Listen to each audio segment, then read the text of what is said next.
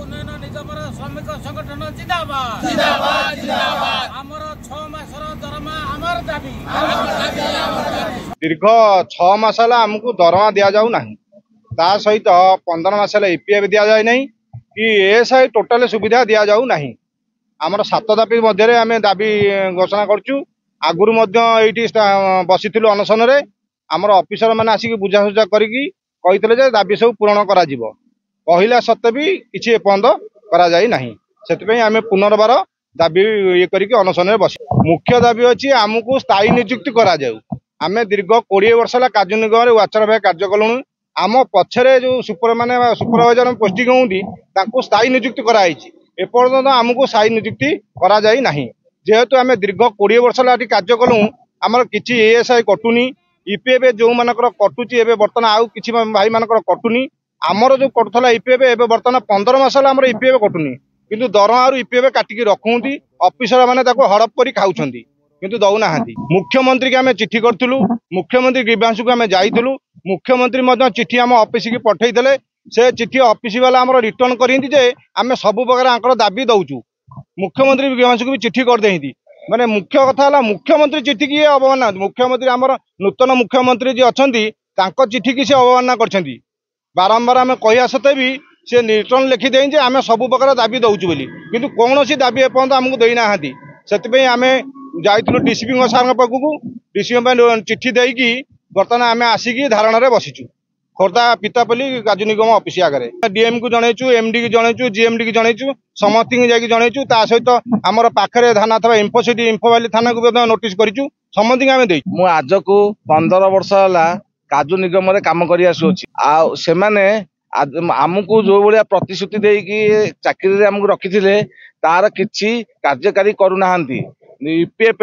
SI एगुड़ा किसी बांधु ना मत कही 3 मास पर तुम सब बांधबू से मत बहुत थर ऑफिस की दौड़े दौड़े मत हारास कले तापर भाई मानक भी आम समस्त को हैरान कर दरमा मन मुखी से दौरान 3 वर्षिया 5 वर्षिया फिल नीलाम करी भी दरमा दौना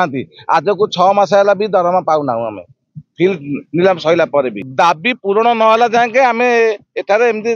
बसबू आमर 42टी काजू उद्यान आउ 7टी नर्सरी सब जगुआली मानकर बर्तमान जगुआली संघ तरफ कहुची जे आमर बहुत विभिन्न प्रकार दाबी रही सेगुड़िक आमर दरमा जे कि 6 मास है पिलांकर मिलना आउ 15 मास है ईपीएफ कटा जाउची तार जमा करा जाउ नहीं आउ ता सहित वर्तमान ईपीएफ ईएसआई कटा जीव बोली मुख्यमंत्री तरफ गोटे चिठी आसीतिला किंतु से चिठी रे कौन सी कार्यकारी करा जाय नहीं कही ईएसआई कटा जीव ईपीएफ समस्त दिन कटा जाउची प्रति मास दरमा 5 तारीख 7 तारीख दि जाउची ये संपूर्ण मिथ्या कथा किंतु आज पर्यंत है बर्तमान आमर 6 मास है दरमा मिलना आम परिवार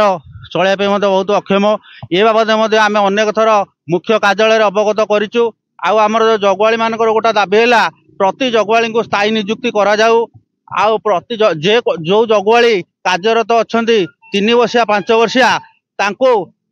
बर्तमान विताड़ित न करा जाई प्रति मासरे दरमा दि जाऊ आ ग्राच्युटी सुविधा दि जाऊ जो काजू उद्यान जदियो जगुआली मानकर मृत्युवरण हुए ताले से परिवार को 20 लाख टंका दि जाऊ ता परिवार को जन को चाकरी सुविधा दि जाऊ आम अनेक थर उल्लेख करचु आ जो काजू उद्यान को इडको को हस्तांतर करा जाउची से जगुआली को बर्तमान विताड़ित करा न जाई अन्य जगह नियुक्ति दि जाबार सुविधा करा जाऊ ये बाबद आम मुख्यमंत्री को आउ आमर मैनेजिंग डायरेक्टर डीएम समस्त को अवगत कले खोर्धा कलेक्टर श्रम विभाग कमिशनर समस्त को अवगत करा जायछि भुवनेश्वर डीसीपी को किंतु जते कहले प्रस्तुति दौरान किंतु कौन सी कार्यकारी करा जाउ नहीं।